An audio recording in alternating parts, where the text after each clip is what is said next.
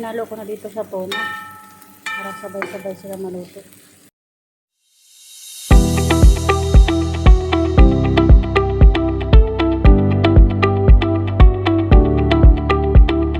So ayun mga katsabi, tapos na tayo kanina naluto sa ating pagkain, diba? So hindi pa ako nakakain, no? Inuna ko muna yun at saka nagluto ako ng ano. Ngayon naman nagluto tayo ng ayan ito na gawa ako ng saluna. Gawa ako ng sambusa. Unsa naman ko ano yun, bulol. Gawa ako ng sambusa na to na kasi gusto ni matanda. Nagsawa na siya sa manok, lahan. Ayan. So, nag-ready na ako dito ng lamas. So, ayan. Meron na tayo ditong bawang, kamatis, sibuyas, at saka bell pepper. Saka ito din yung ating pang-sabaw. So, prituhin muna natin itong patatas at saka carrots. So, tara, let's go. Mga katsabi, nagluto na tayo kasi alas 12 na.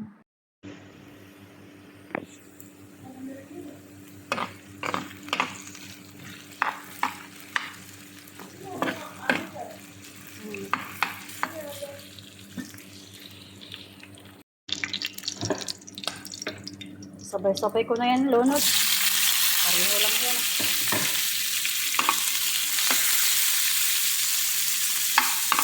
Sabay-sabay ko na sibuyas, kamatis, isang bell pepper. Kasi pag isa-isahin, sabay-sabay din yung maluluto eh. So, ayan. At lang natin hanggat maluto ito.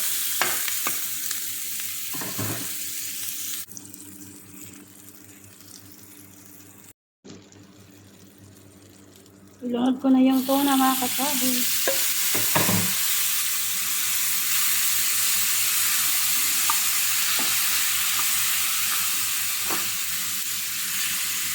Mix lang natin para mahalo yung mga sarsaba.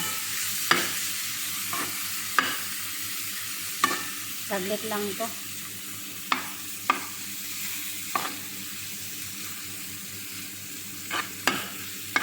At saka yung pinirito ko kanina na carrots at saka patatas. Yun na yung isahog ko dito.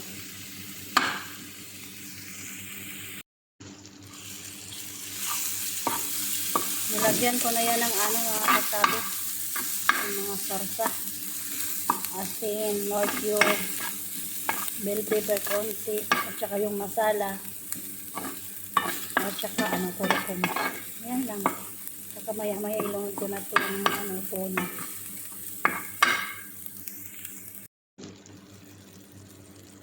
Ilunod ko na yung tuna mga katsabi.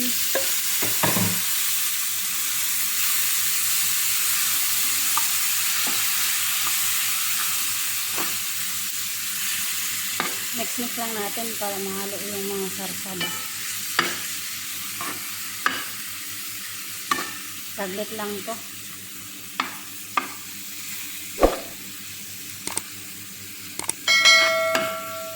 At saka yung pinirito ko kanina na carrots at saka patatas. Yun na yung isahog ko dito.